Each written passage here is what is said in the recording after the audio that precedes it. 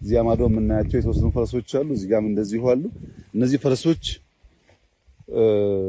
በቤት ከምናቃቸው ፈረስ ለየት የሚያደርጋቸው ኦሪጂናቸው ሳይሆን ከጊዜ በኋላ እዚህ በመቆየት በቅርጻቸው በቁመናቸው የተለየ ቅርጽ እንዳላቸው ማየት ችለናል። እነዚህ መጠበቅ ያስፈልጋል። ኔቸር መጠበቅ፣ ታሪክ መጠበቅ ይበልጥ አስቦ ማስቀጠል ለትውልድ ጠቃሚ መሆኑ ብቻ ሳይሆን ከፍተኛ የቱሪስት መስህብ ሊሆን ይችላል።